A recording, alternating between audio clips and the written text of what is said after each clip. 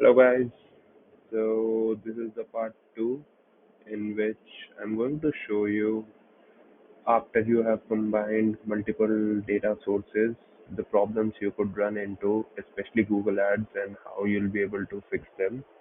If you haven't seen part 1, the link is in the description and I'll urge you to watch that before continuing with this. So in the last video, we created a field ID that is gonna filter both of our data sources using our campaign name. So what I'm gonna do is I'm gonna throw in CTR here. CTR stands for click-through rate, and similarly I'll pop in CTR here as well for LinkedIn. Now one problem that you can run into, especially with CTR and CPC when it comes to Google Ad is when you use this approach to filter your data, it's gonna throw an error, especially Google Ads. And if you'll click on the see details, it will tell you unable to aggregate ratio metrics in the request. Now, why does this is because in Google Ads, metrics like CTR, CPC, these are all aggregated metrics that Google Ads send to the Data Studio. So the aggregation takes place before they reach Data Studio. So there's a workaround for that, and I'm gonna show you how. For that, what I'll suggest is you export all your campaign names into one Google Sheet, like one master list.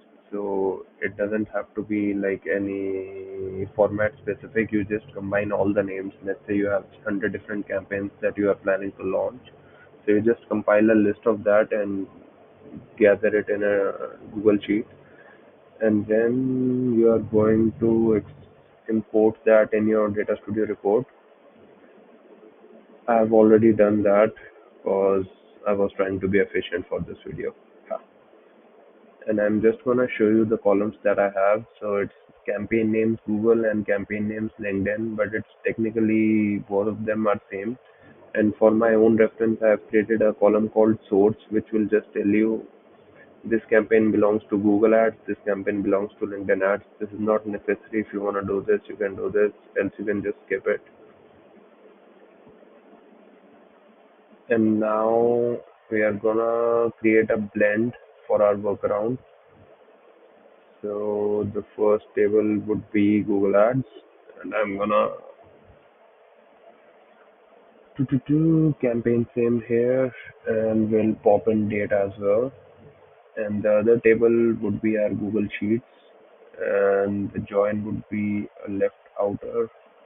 We'll match campaign same to campaign names Google and click save. We don't need the fields here. You can include if you want, but those are not necessary. In metrics, we'll bring in impressions, clicks, CTR we'll calculate manually. I'm gonna show you how, and we'll take cost converted, not click. My bad. No. Yeah, we're gonna click on save and then close this. What I'll do is I'll just copy this table and change the data source to our blended data. So as you can see, we have the clicks, we have the impressions, and we have the day. I'm going to create a new field and we'll call it CTR, and we'll use the custom formula, which is some, what is it, click by impression, clicks. Let's just hope I'm right with the calculation. Impressions, and type would be percent, and press apply. And yeah, so I'm just gonna improve impressions. And there we have our CTR that matches according to the days. Yep. Now let's see if our magic works. Three, two, one, boom. Oh, yeah. So see, the original data source will throw the same error, that aggregated ratio or whatever, but our blend is gonna calculate the CTR perfectly for all our North American campaigns. And the same problem, if I'll show you, will persist for CPC as well. CPC stands for cost per click. So if we search for North America, bam, see. But we can calculate CPC here, and for that we'll create a new field for CPC. The calculation should be some cost, oh, not cost, it's cost by some clicks. So yeah, it's a currency, and let's go with euro, or why not? And I'm gonna click apply, and yeah, here we have our click, CTRs, and CPC.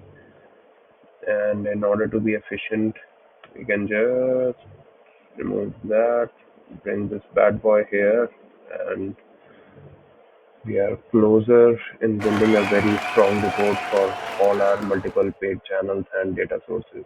And it works dynamically according to a filter that is going to filter all your data sources in one place. Thank you. So that was part two. If you liked the video, please don't forget to press the like button and give my channel a subscribe. Do let me know if you want me to do particular videos in Data Studio in the comment section. I'll be posting a part three soon. Thank you.